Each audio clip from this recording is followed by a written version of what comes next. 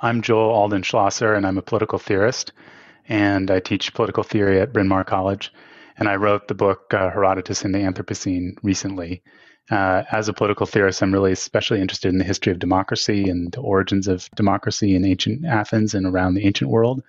And I turned to Herodotus in large part because I was interested in how Herodotus understood and helps us to understand the relationship between politics and ecology, and how democratic forms emerged in this particular ecology of the Mediterranean, and in relationship with other political forms and other ecologies that didn't necessarily conduce towards democratic life. Okay, that is perfect. The fact that you're kind of thinking about it in a sort of regionally holistic way, like how come it didn't grow here and it grew here? Mm-hmm. What do you think about typically what happens when people talk about the Greeks and Romans, and they talk about whatever we're drawing from this classical civilization, especially democracy from the Greek city-states in whatever form it took, that they go way back, so they jump all the stuff in the middle and they want to draw back from this classical time. There's something mythical or magical about this Greek time. Do you feel that too studying it, or do you feel like no, it's a whole chronology that runs from way back when all the way to today, or does it sometimes feel like there's a jump? Ancient times, the myth of democracy jumps to America. Yeah. I mean, I don't think that it's well, how to put this exactly? Okay. I'll put it this way. There's the way that we've told the history of political thought has this kind of jump and this leap, as if democracy kind of disappeared and only returned.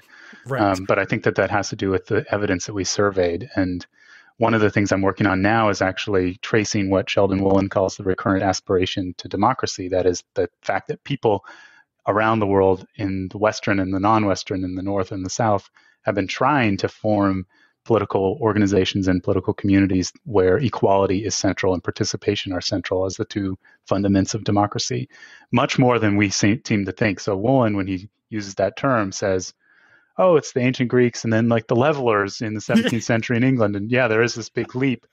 But for people like David Graybauer and David Wengrow in their recent book, The Dawn of Everything, have sort of shown how there's lots of indigenous democratic egalitarian forms that we just have not sort of countenanced, we've not really thought of as real. That's a sort of focus on this sort of quote unquote Western tradition leads us to see democracy or democratic forms as much more episodic and fugitive than they actually are, which is one reason that Herodotus is great, because he's a thinker who's not squarely positioned in the Greek context, because he's from the sort of border area in what is now Turkey, and he really thinks seriously and thinks with a lot of non-Greek forms. And so in the book, I explore how there are egalitarian forms and that he's identifying in certain Persian practices and in certain Babylonian practices and in certain Egyptian practices. They're not yet constituted as democracy, but they are things that he's adducing as instructive to the Democrats or the people struggling on behalf of democracy around him. So here's my gap. I've only just recently in the past few months started reading more Herodotus, and the excerpts are pretty much exclusively excerpted from his stuff from Egypt or on Egypt, which is like all separate from this thing he did where he was looking at the origins of this massive war in history. The Egypt stuff feels disconnected. He's very open-minded. He's very non-Greek obsessed. I'm fascinated by his tendency, sort of comparative religion style, to mention, well, I think we got this god from them. We didn't make this. We didn't make that. And he's super nonchalant in his writing about the fact that, oh no, there's this great thing. We didn't make it. It came from somewhere else. Does that tendency crop up all the time, or when he switches to now I want to study the war and its origins, does he become more, I don't know, dictating? Does he become more, I want to set what's truth? Or does he always have that looseness to the way he talks about stuff? He has a lot of looseness that I love. And I like the way that you put it, that he doesn't sort of favor one particular side very much. A later commentator, Plutarch, wrote a book called On the Malice of Herodotus, where he really took down Herodotus for not favoring the Spartans enough, because he thought, how could you possibly mistake the fact that the Spartans were the superior civilization? You're spreading all these lies and rumors about him. But especially these days, where we tend to think of everything as having a particular slant, or we're so skeptical that anybody could be open-minded Herodotus, I think he's not perfect. I'm not saying that he's all the way, but he's showing us that if you really want to inquire into something, you have to be open-minded. You can't assume that your side is going to turn out to be on the right side, or that righteousness is with you and the people that you descend from. What about there's a number of sort of vocabulary terms you pull forward and highlight in the book, but I'm curious just from your perspective. So thinking about this, I think you look at the book primarily on, so what is the primary war he's looking at? And do we have an impression from his writing about it? Why did he want to do this? Because in one biographical thing, I saw that he sort of went on these journeys and travels during his life. And then later at a point said, well, now I want to work on this war thing. But when he was traveling that region, he wasn't really working on that project. So I don't know. Maybe you just tell me, if you know biographically, how did his project come up? And then how does that zoom to yours? Yeah, well, we don't know a lot about Herodotus's biography, but so what I'm going to say is a little bit speculative, but I'll give sort of three different stories that might explain why he's doing what he's doing. One is maybe more personal, that he, as I alluded to a second ago, he comes from this area on the border of Turkey, so the west coast of Turkey, which is Greek speaking. There were Greek settlements there, but also it was the convergence zone between Eastern civilizations like the Persians and Greek-speaking communities. So I imagine that young Herodotus growing up in Halicarnassus saw the ruins of this war around him. It had just happened in the previous generation. And so you could imagine there's some seed planted, just like if you had, I don't know, grown up in post-Civil War, the South or something. You see the smoking ruins of the buildings around you. So that's, I think, one thing. He doesn't say that explicitly. He doesn't ever talk about his origins, but that wouldn't have been generically really appropriate at the time. A second context would just be the war was a place where great things, like amazing things, happened in the Greek tradition. So think of Homer, right? Think of the epic, the struggle to defeat an enemy and to emerge victorious from sort of conflict. So the framing of the book as, I don't want these great deeds to be forgotten, these great deeds that happened during the war between the Greeks and the Persians, or the barbarians, as he puts it at the beginning, is a framing that links his text to Homer. This is the longest book that's ever been written at this point in Greek language. So he's doing something epic, and he wants to say, look, like I'm epic like Homer, like the thing that all of you have to memorize in your classes with your tutors. And this is the sort of founding text. I'm engaging that text. I'm part of that tradition. But the third thing is that he also, in that very beginning, and he's describing his project, he's talking about this is an inquiry. He's giving us a display of the inquiry that he's made into the origin of this war. So he's not just telling us the great deeds. He's not just telling us stories. He's trying to say, why did this happen? And that's not a question that Homer foregrounds, right? You can look at the Iliad and sort of try to figure it out, but he's telling the stories. And so Herodotus is doing something that's more scientific, which makes sense in the context of that area where he came from. Ionia was where the early Greek scientists were developing their first inquiries. A lot of the language that he uses, the Greek language that he's using to describe what he's doing, is borrowed from or inspiring. We don't know quite the direction of causality, that language that's around there. So people the sort of famous pre-Socratic philosophers, many of them are from that area, saying, what is the origin of things? Is it water, or is it fire? Is it conflict? Is there justice in the sort of cosmos? And those kinds of questions I think are animating his project too. These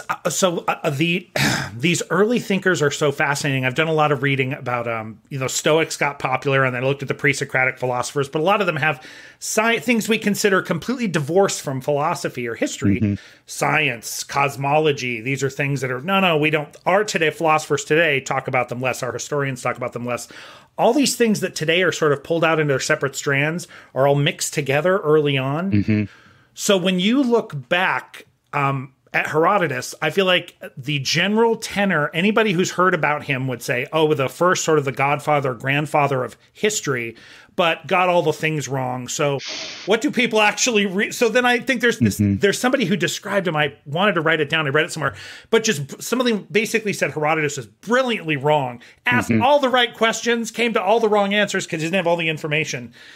When you went to draw back here, were you really thinking about, what did it have to say about political theory, the stuff you were doing now or think it applies today?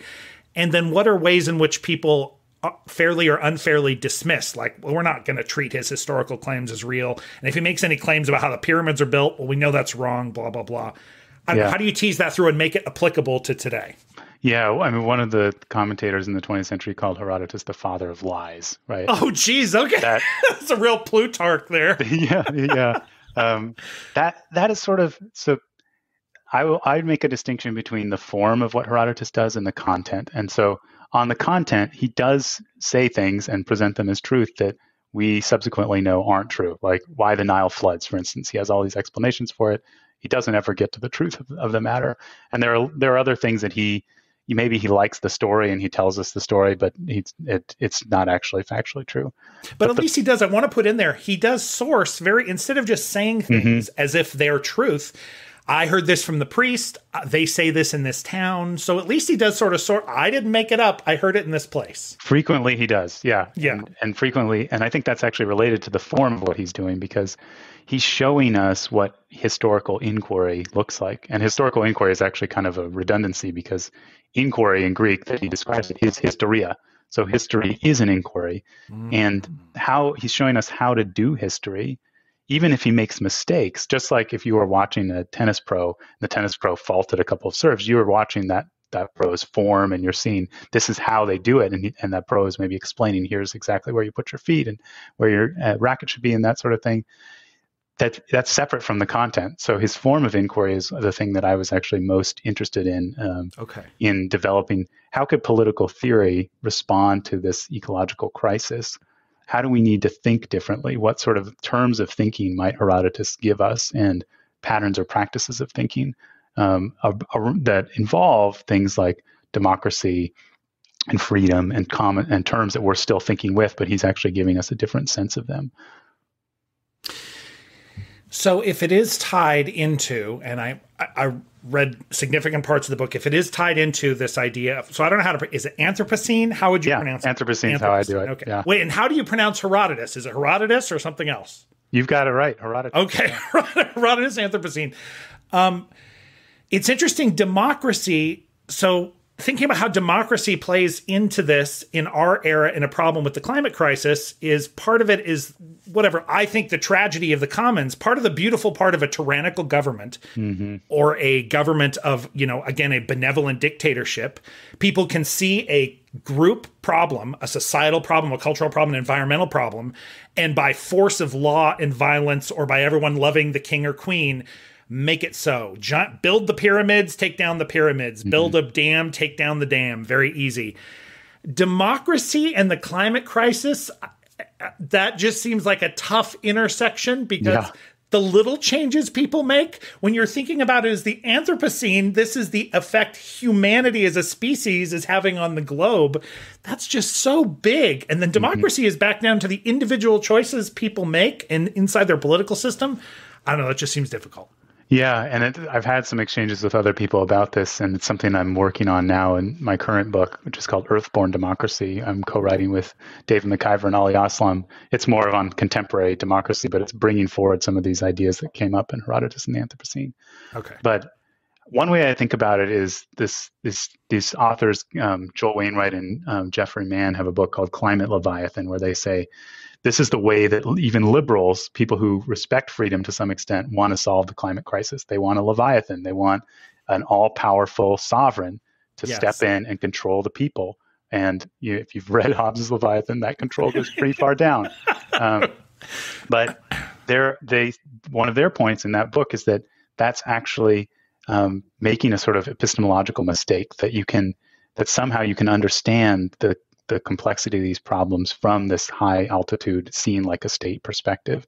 And their argument in part is that no, there needs to be solidarity among different groups and cooperation, what they call climate X, in forms of resistance and organization, because that's the only way that there won't just be a sort of roughshod running over all the differences among regions and people and culture and non-humans and things.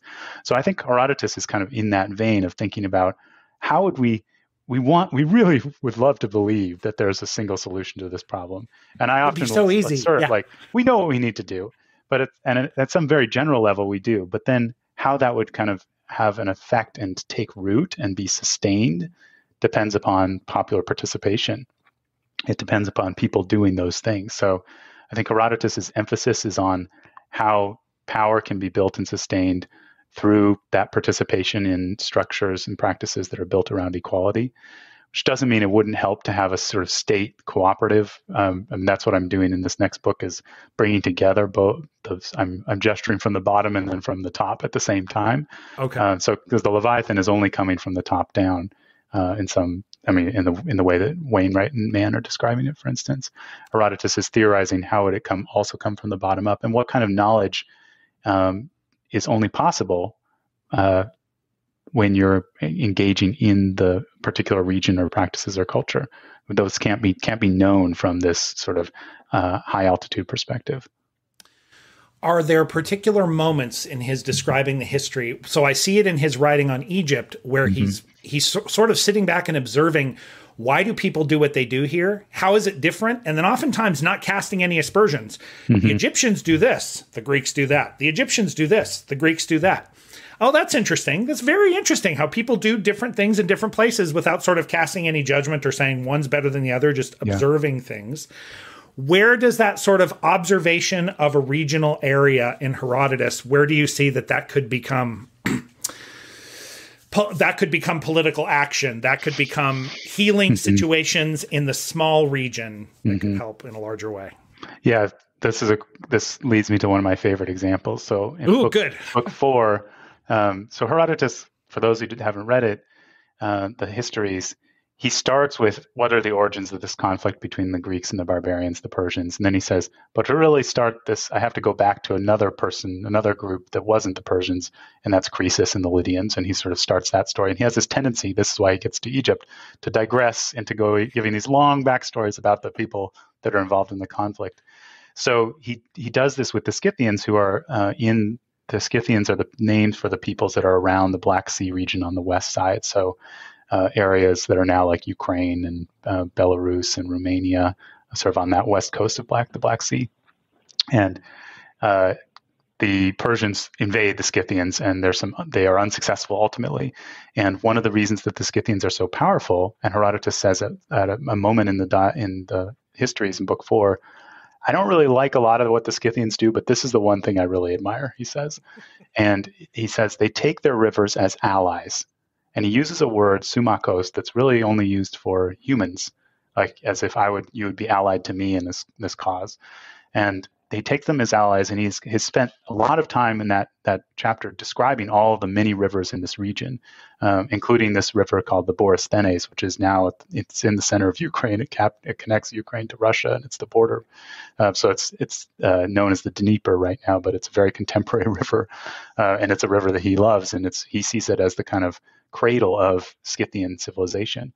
So the way that the Scythians take the rivers as allies is, rather than treating them as resources to be exploited, they use their power to their own advantage. So they are able to trap the Persians in this network of rivers because they know the rivers and where to cross the rivers and when the rivers are safe and when the rivers are unsafe. And they can kind of work with the rivers, and they're somewhat unpredictable character in ways that only they can, because they know. They live there, right? They've studied them. They get up every morning and see how the river is behaving. They're in a relationship with that river. Exactly. And that relationship is in some extent reciprocal, because they're not trying to control it. They're not damming it up. They're not diverting it, which are things that other people, especially the Persians, do across the histories to their own detriment. They are working with it as a kind of equal partner in protecting their freedom. So Herodotus praises this, and he says this is a way that they've discovered to maintain their freedom, unlike any other people that I know, because they're not tied to a particular place. They can work with and around the rivers and move around. And the Persians are unable to do that, which is why they're defeated. They ultimately can't conquer the Scythians. To draw it to today, I mean, you said it's kind of unfair because you say you're working on a book where you're like, oh, I get this. People like this idea of a giant state, and the giant state sort of exists everywhere. Giant corporations, giant governments, giant bureaucracies, and then even worse, globalization in a way that the ancient world, I mean, probably felt like it had experienced, but now we truly have globalization with, again, telecommunications, communication, instantaneous communication. Everybody knows where everybody else is. Has this reached a point at which this idea of living in a place and finding particular solutions in that place simply cannot exist because the leviathans or the empires have grown too large, the kings are too powerful, that sort of thing? Yeah. Well, I mean, this is in more recent times, the sort of bioregional approach, I think, has been the bastion of resistance to a lot of those globalizing, totalizing forces. And you might think about like Schumacher's Small is Beautiful and the kind of advocacy for local solutions. And I think there are both epistemological reasons, like I said before, but also political reasons. So it may be that our freedom is going to become so eroded that people will no longer care for democracy as the form through which I think human beings can reach the kind of highest flourishing possible. But I want to die on that hill, as a colleague of mine would say. Why? Because I think that what it means to be a human being is to participate in community and to have be held accountable, to participate in rule and being ruled, and to hold others accountable who are ruling over you, and that develops certain capacities that we can't develop simply as happy servants of Jeff Bezos or whoever it is. That's right. And I mean, I think there are real. I would point to like lots of movements around the world for democracy in the workplace, and corporations that have recognized that, like with worker-owned firms and giving the employees much more governance, to more radical movements to like the Zapatistas, to things like Mondragon, which is where there's a sort of economic cooperative model that's actually competing with a lot of global, highly hierarchical businesses. So the sort of inevitability argument, it's certainly in the most recent past seems like that's the case, but on the longer view, there's been a lot of struggle towards these forms. Now, like somebody like Donna Haraway, in the end of her book, Staying with the Trouble, she imagines the sort of emergence of a kind of multi-species democracy where humans and non-humans are actually interacting in more reciprocal ways. But the premise for that is the radical decline of human population. There are times when I feel like that is going to be necessary. I still want to believe that we can find forms and that wouldn't necessitate a kind of rebalancing of the species imbalance presently. I mean, given in our lifetimes how many non-human species have completely gone extinct and how many humans and chickens to feed those humans have replaced them. But I'm not willing to wager what the answer to that problem is. I think, if I were to speculate about Herodotus's response, I think one of the things that is hopeful about him that maybe is worth reminding ourselves of is just his wonder at the complexity of the world. So complexity can go different ways. So it can be really great. Biodiversity tends to be something that we think of as a complexity we want, but the complexity of like the plastics in the ocean is a complexity we don't really want to deal with, right? We haven't figured out a solution for. But he would still, his response to that, rather than a kind of fatalistic, we're fucked, like we're not going to get out of this problem, I think would be like, how can we investigate this? Like, let's go look and let's figure, like a sort of, you've probably encountered in your podcast or in your life, scientists who exemplify this, just like they may be fighting the good fight against horrible things, but they're just so almost erotically energized and excited by discovery and inquiry. And I think Herodotus really models that in a kind of social, scientific, anthropological way too.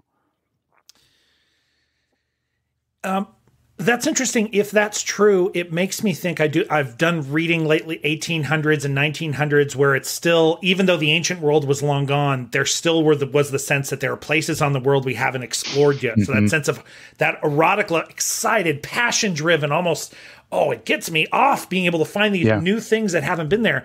As those things dwindle away, is there anything, do you look back to this time when there was much unknown, especially these scientists, as you said, do things come from the earth? Is it water? Is it fire? Yeah. What's these primal elements? And now we're like, it's a lot of nonsense. We know all that already.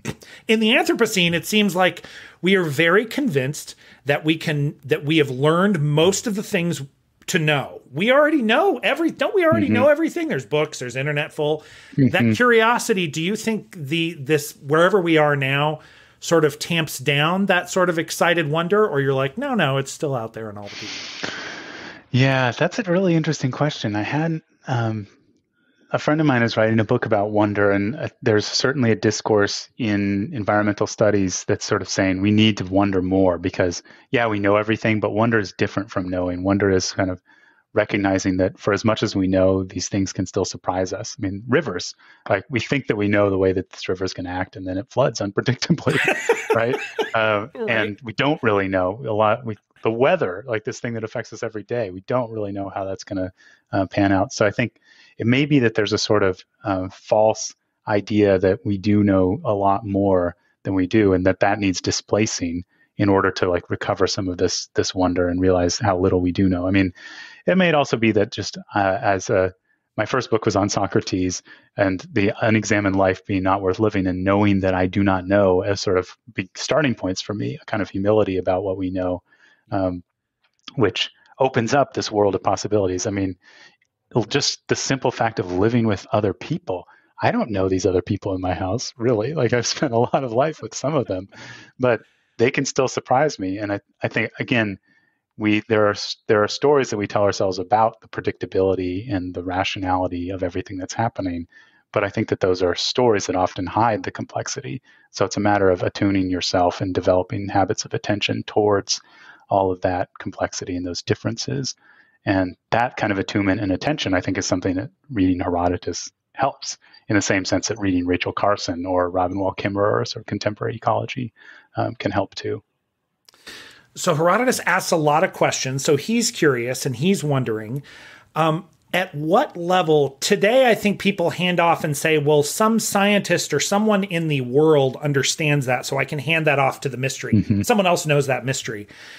Do the fate or the gods, it was interesting to hear him sort of excitedly talk about, oh yeah, this god's like that god, just sort of offhand in a way that today's like monotheistic believer would be horrified to say, well, Jesus, we didn't get Jesus from here. Yeah. But Krishna was not developed from this other thing. And this is, but he's super offhanded about, they have this priesthood here. And I think they took the stuff from here and they got it from over there. And I don't know where they invented it, but it probably came from over there. The fate in the gods, does that have a big part in your religion, fate, gods? Does that have a big part in your conception of Herodotus?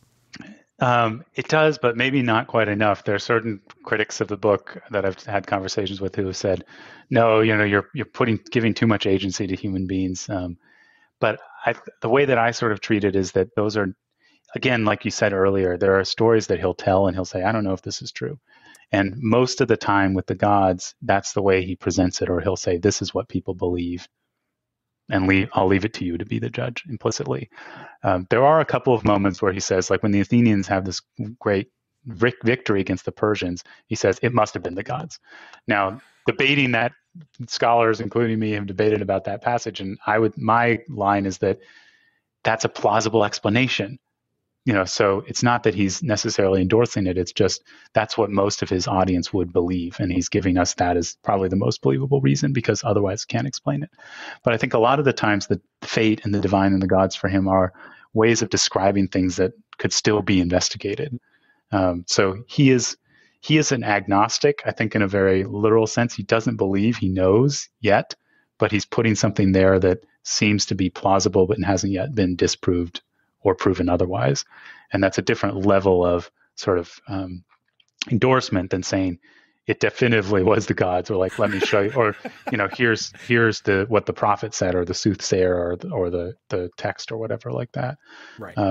But I think in general, one of the things I love imagining about Herodotus, I don't know if this is true, people have talked about it, is that when he went to Athens, he spent some time there as far as we know.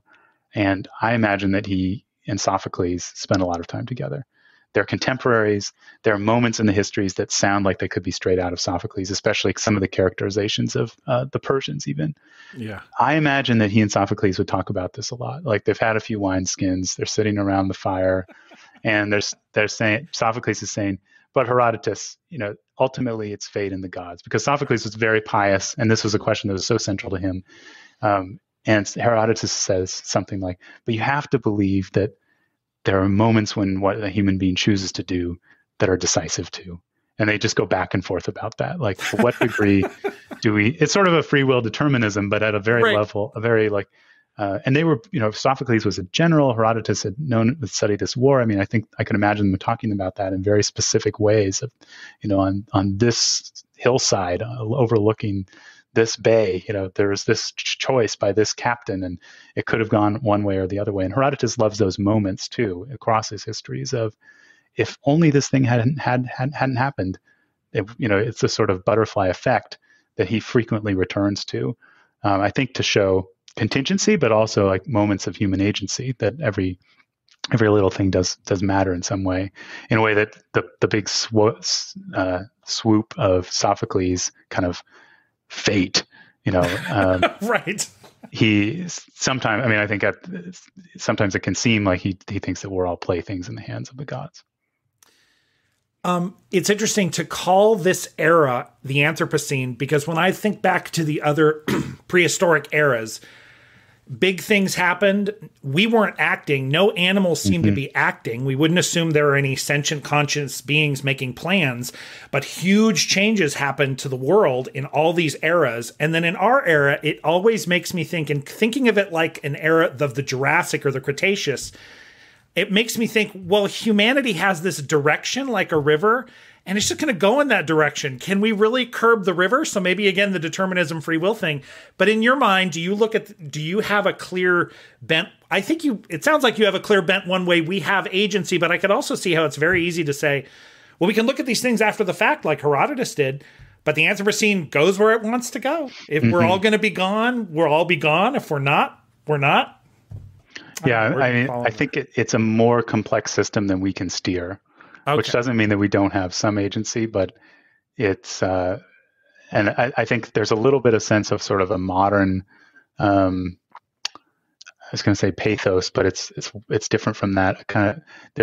Some of the response, I think, to the climate crisis is, it's out of control, like it's beyond us, but I think that presumes that we've had control in the past in some way, and we can still be causative agents. Like we could still be responsible without ever having had control, in the sense of like we did things that we didn't know the consequences of. I'm much less modern, or at least like confident about our ability to predict the consequences of our actions, and I think some people who make those kinds of critiques are.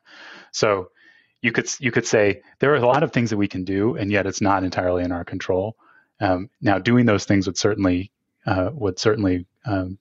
aid in combating some of the detrimental effects. But do we know exactly then what would happen as a result of our doing those things? No.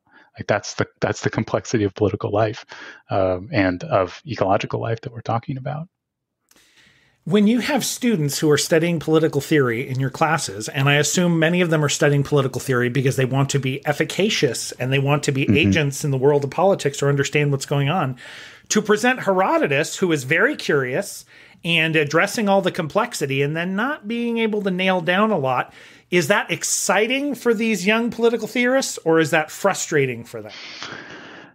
It's a little frustrating, I'd say. I think, one thing is that in general, a lot of political theory has a kind of conservative tilt to it, not in the sense of like conservative like the Republican Party in the United States, but conservative in terms of a little more skepticism about our ability to control and determine and influence the world. Yes. And the first time I actually taught Herodotus, I had a wonderful experience teaching at Carleton College, and there were a lot of strong international relations majors there. And this course that I taught was called Justice Among Nations, and it brought together IR, international relations, and political science. So I had political theory students, I had some classicists because I was teaching Herodotus Thucydides, and I had these IR students.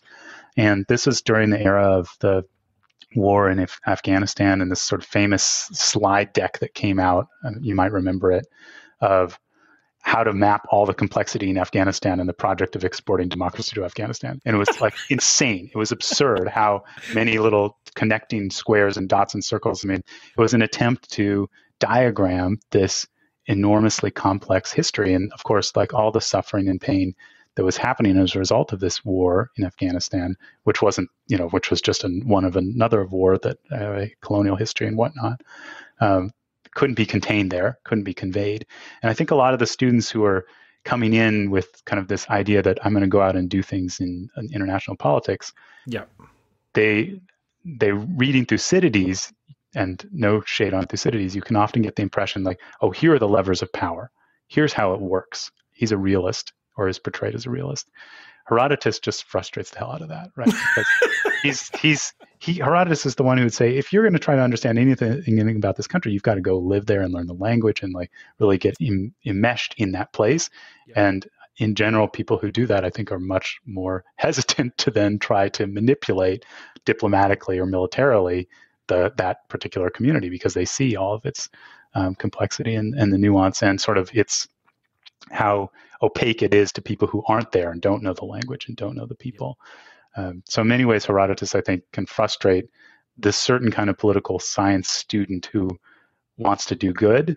But the hope is that the rather than impeding or obstructing that, it actually just makes it a little more responsive and attentive to the particular people that are involved in whatever do-gooding project we're talking about, that it can complement and not get in the way of doing justice in the world, because it makes that justice more attuned to the world's complexity. So I am in full sympathy with everything you just said about Herodotus, but I could also see how someone would be frustrated. One common complaint about the American Democratic Party as opposed to the American Republican Party. The American Democratic Party has many, many voices, and they try to have all those voices heard, and that slows down, confuses, and makes very complex any attempt to push anything forward or move anything forward, because there are so many voices, and we're trying to gather so much information. So I don't know, just what do you? I'm in sympathy with your idea. I think it's better to slow down. You should live if you're going to go screw something up, you ought to go there and at least ask the people and see what it's like there so you have an impression. But that takes time. I mean, Isn't it easier just to have the slide? You got the slide deck. Everything's in the little nodes on the thing. We're all good. Yeah. Well, we see where that went. I mean, that goes back to Herodotus and Sophocles. I think there's this all too human impulse towards simplification in order to control. Get the biggest lever, get the biggest hammer, get the biggest weapon. And yes, Herodotus is warning us against that. And we don't want to hear it. Right. But it's reality. And, I think that's one reason I really love teaching and thinking about antiquity, because I think that's a thematic in the pre-modern world of thinking of a kind of humility about human action. That the modern world, and I'm speaking very generally, which is the one that we're sort of still thinking within, despite all the resistance of postmoderns and others, presumes that we have a lot more power and action. And, we can point to, there are lots of things like we built bridges, we have nuclear submarines or whatever those things are. Yep. Yes, but have we conquered this sort of ultimate unknowability, or as Hannah Arendt says, the unpredictable, boundless nature of action, of human action? I don't think that that's gone. I don't think that, again, because of all the players there, which doesn't mean we shouldn't have a more strategic, focused wing of the American Democratic Party, right? Sure. But can we do both of it? Can we have Thucydides and Herodotus at the same time? I think that's to hold that tension and complexity between the need to act, which is going to be based upon simplification, and the need to continue to study to understand what's not simplifiable. Okay, again, I would like what you just said also to be true. Like, is there a way to balance between these two things and go between the two dangerous elements and steer our ship between them? One of my favorite letter writers and thinkers is Cicero. Mm-hmm. And again, he went up against a very successful, probably well-meaning person, a tyrant, an emperor, somebody who became emperor and ruined his the thing he saw was beautiful. The Senate they had, the democracy, whatever they had, as flawed as it was, he thought somebody coming in and taking power was worse than that, even if in the short term it was good. But that the appeal for the people who want to steer the ship between the two difficult things and have balance, because of this powerful urge. So there's this urge, as you said, there's one person who theorizes maybe there's this urge that crops up everywhere for democracy, about individual agency and coming together as a group and making decisions together as a group. There's this other unassailable and wickedly powerful tendency for the Leviathan, for the tyrant, for the emperor. Yeah. I don't know. So that the fact that tendency is there, it means the people trying to steer in the middle just get hammered on that side. It's so tempting to have the solution, the leader. Yeah. What is Herodotus? So you don't have to fix that. What is Herodotus? I didn't see but again, I didn't read his stuff on the war. His stuff on Egypt he talks about kings and queens and they're interesting, and he talks about how some of them fail or not, but he's not obsessed with, as you said, Thucydides, pointing out here are the 3 laws of power and why this person failed. He's not so much into that. I don't know. Is there an answer? Does Herodotus have an answer to what happens when these powerful people crop up? To me, it just seemed like he was describing them interestingly, not saying, here's how to stop them. Here's why they go away. Yeah. He doesn't exactly have an answer, but I think one of the things across the arc of the book, and this is especially in the Greek sections, some of which happen in book 1, but most of which happen books 5 through the end, is there's this constant battle between tyranny or oligarchy and democracy. And reading it and teaching it, I think the lesson that you take is that democracy must be defended, that it's not something, or the republic must be defended. It's not something that you can achieve and it will just sort of continue to work for itself. One of my teachers, Peter Euban, used to like to say, citizenship is like going to the gym. You can't hire somebody else to do it for you, right? That's the Romans needed that lesson. What an important lesson. And I think we need that lesson too, that it's not something that we can buy off or pay for. It's something we have to do ourselves. Otherwise, democracy becomes vitiated. So that's a way of thinking about it's not just the sort of complexity and whole, staying back and studying things. It's acting on those things and trying to figure out actions and policies that are both reflective of the best that we know, but also like the best part about democracy is in many ways, like it can revise itself. Like the people it's not so singular like a leader that it can become convicted of one particular thing. That plurality allows for us to have dissent and difference and different opinions so we can revisit an issue. Thucydides tells that wonderful story about the Athenian democracy deciding that they're going to kill all the people of Mytilene for revolting. And then the next day they wake up and they were like, no, we don't want to do that anymore. We changed our mind. And they send the ship after the first ship and it managed to get there just in time. And sort of that idea, that doesn't happen as often with one mind that needs to change because it's convicted, right? As opposed to having some difference within that decision. But I think right now, at least in the United States, we have a lot of there's because of polarization, because of a sort of creeping anxiety and fear, that ability on both the left and the right to stay in a position of kind of moral complexity, to be able to say, this is the best thing that we think we can do, and yet we see the problems and limitations with it. It seems much less tenable than it used to be to do that. And maybe the moment that you're referring to in Cicero's Rome was similar. So it might be that this is not a moment for Herodotean complexity. Which doesn't mean that we lose the story, because I think one of the other things political theorists are doing is not just sort of giving us knowledge about how politics works at this level of theory or sort of abstraction, but also telling stories to remind us of other possibilities. And so I think one of the lessons from Herodotus in that sense is that, again, like things could be different. These are other stories that we might tell, and what sort of realities do those stories hold? Which we could start telling the story and it could fall on deaf ears for a while. Sure. But it's better to tell the story than to forget it. What drew you, so in your trajectory now, teaching political theory, what drew you to the classics or Herodotus? I mean, were you a classics major who has steered this way, or did you discover the classics late in your academic life? I actually came later, but not that late, I suppose. I didn't study classics as an undergraduate. And I had a funny moment. So the thing that I probably did the most, in college, was play the piano and classical music. And because of that, in part, I decided to learn German and studied in Germany. And I was, I'm in many ways a creature who would very happily live in the 19th century, so long as my social position afforded me the things that I want to do. Right. And as a result of that interest in music and in German, I really wanted to study Nietzsche. And I'd read some Nietzsche in some courses. And I went into my professor's office who had taught Nietzsche in those courses. And as I came into his office, I moved some books off of the chairs that was across from his desk to sit down. And I sat down and he looked at me and I said, I really would love to study Nietzsche. Like, could we do an independent study? And I'll just read as much as I can and talk to you about it. He sort of looked at me and he said, look at those books that you just moved off the chair. And I looked down and there were all these copies, different translations and commentaries on Plato's Symposium. And he said, I think that it would be wise to read some Plato before getting into Nietzsche.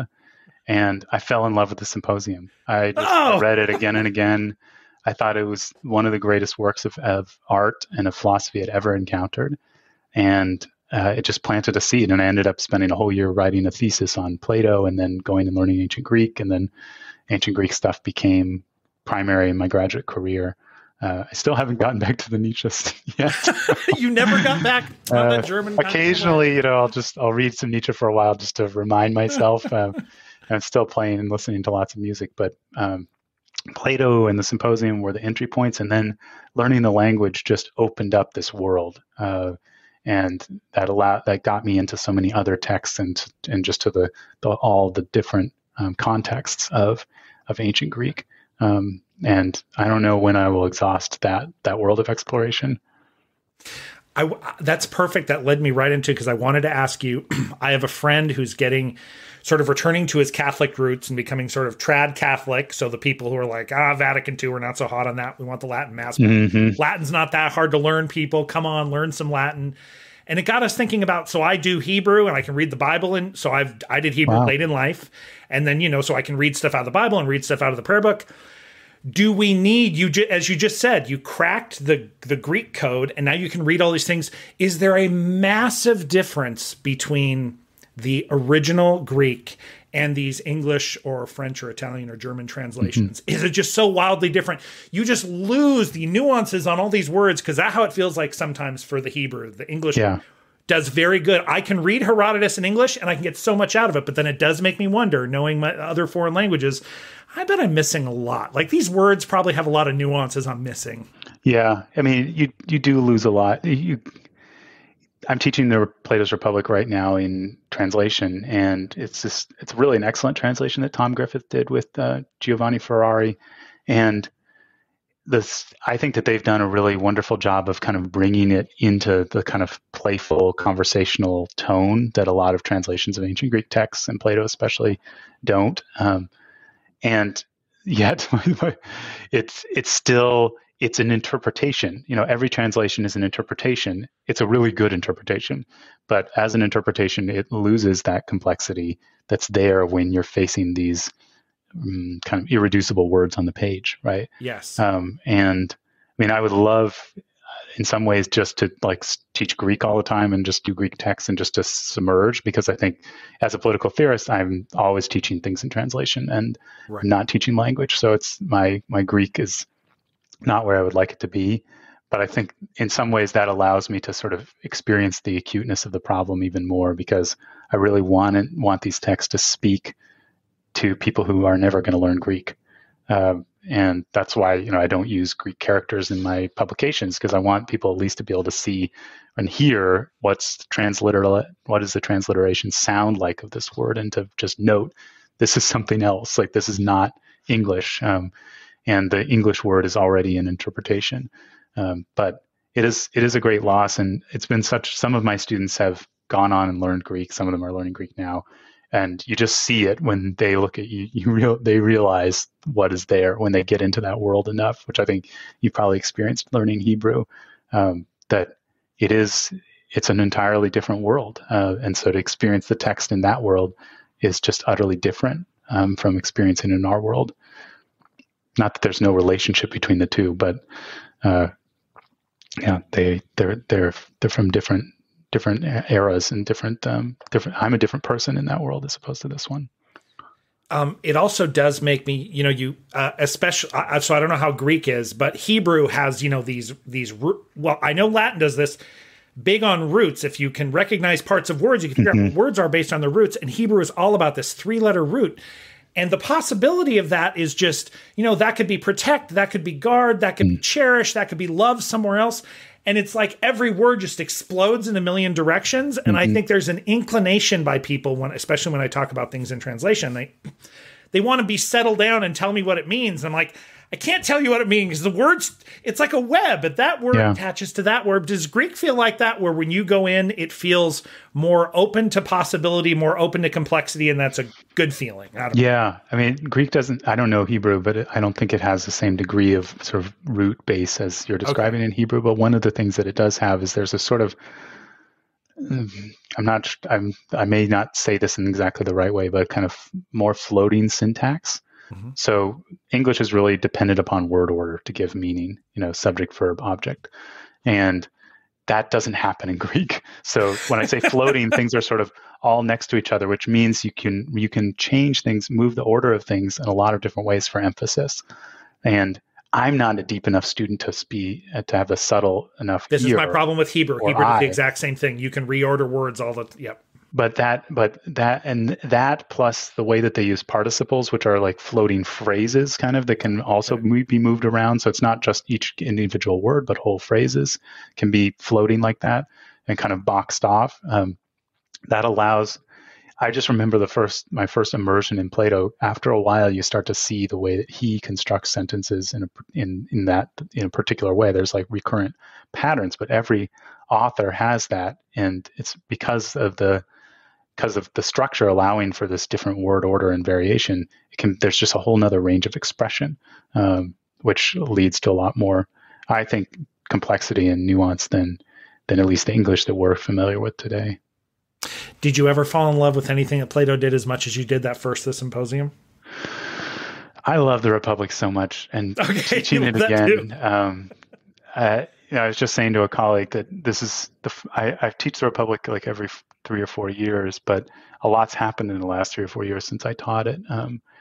Became a father, I became an authority, like the chair of my department, and got tenure, and then like the pandemic and loss in my family, and realizing like this is what makes a classic in my mind. It's a book that you return to and you see how you've changed in your relationship to it, because it's there and steady, but you notice new things. If it were simplistic, it would be the same thing, or it probably, sadly, could be disappointing. Yeah. But there are new things that come to attention. And I was just rereading in translation book 8, and it has all this description of fathers and sons, and it's very different for me than it ever had been. And I think the Republic, I love the symposium intensely, but the Republic has a sort of epic scope to it beyond the symposium that would be the book that I would take to the desert island. I think Plato's Republic.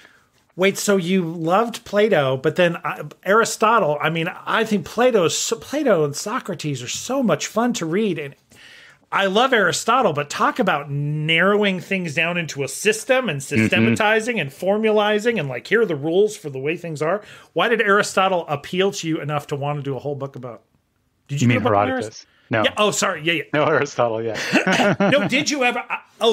You wrote a book. Did you write a book on Socrates or Aristotle? Socrates. Yeah. Socrates. Okay, I answered my own question. You didn't do Aristotle. Did Aristotle ever appeal to you? Still does. Yeah. Still does. Yeah, but a friend of mine said the older he gets, the more he likes Aristotle, and really, I have found that to be true. But I think Aristotle's at such a disadvantage vis-a-vis Plato and others that I'm not sure he'll ever catch up. The other thing that I'm working on now that's really exciting to me is some of the Socratics of the 4th century. So the 4th century in Athens, you have this amazing efflorescence of philosophical activity. The Cynics, the Stoics, and the Epicureans all arise right then in that context. And that's also the context when Athens as a democracy is declining and losing power as the Macedonians, led by Alexander the Great, invade from the north and basically take control, although the Athenian democracy still kind of exists as a shell of itself.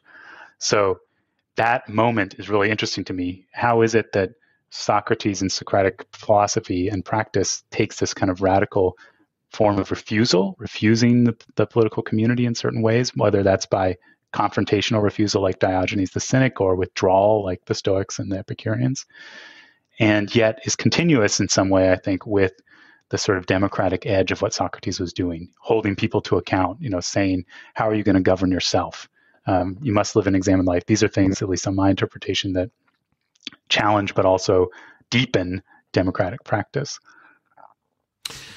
I wonder, that is interesting because I've confronted, they're two very different stoicism. There's that Socratic stoicism and then the Roman stoicism later on. Like Cicero's a stoic, but Cicero's not a stoic in the way that Epictetus was a stoic. Yeah.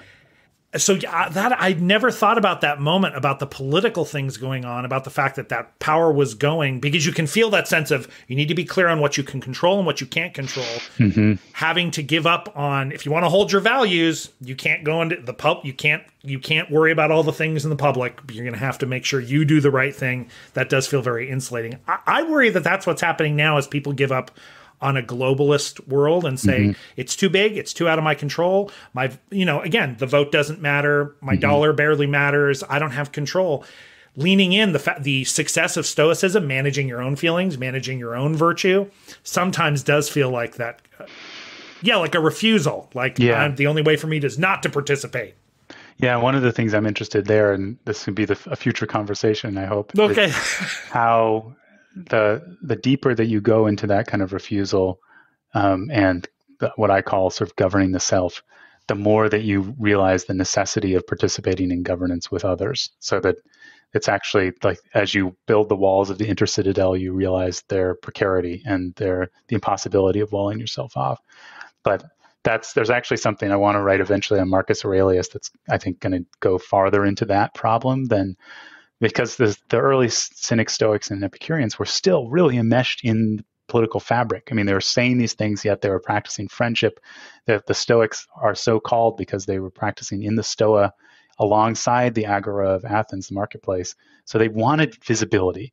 Like they were successors to the Cynics in that sense of like being public, but being slightly off to the side. So that there's still this important relationship to public life there that I think somebody like Marcus Aurelius or Cicero, there's a stronger line, or there's a brighter line between the public and the private that I haven't fully grappled with. I was just in Rome like a couple of weeks ago, and so excited to think about that project being in that space and just and imagining what it was like and how it's so different from being in the space of democratic Athens.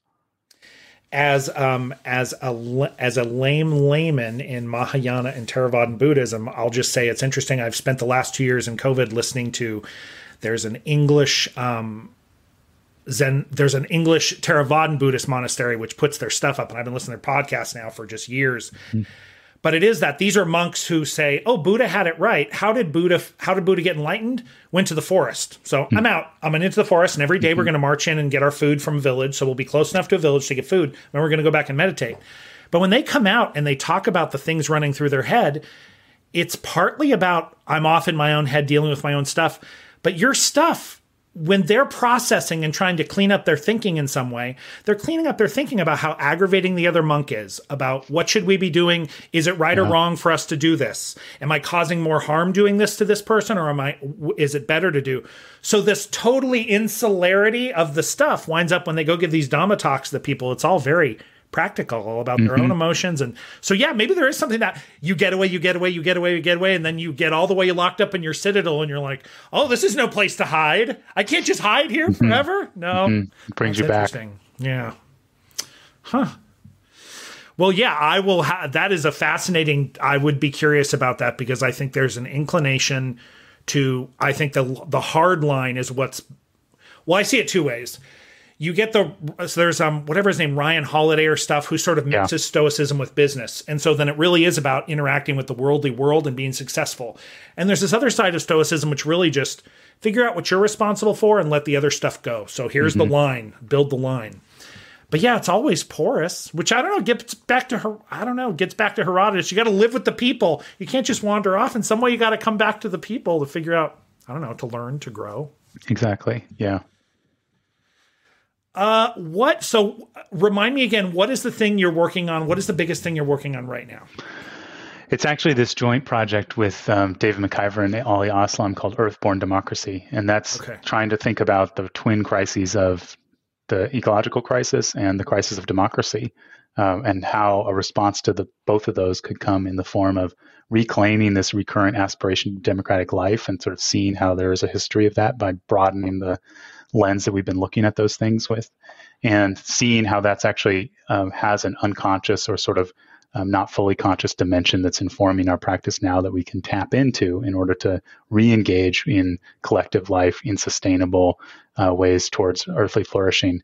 And then starting to think about some of the practices right now around the world that are doing that already and surfacing those as, again, a way of like changing the story, thinking about restoring democracy as an act of restoration, telling a new story about democracy, one where there can be a democracy of species and not just a sort of democracy of human beings, and that it's something that we can all participate in, we being all earthborn creatures, hence earthborn democracy.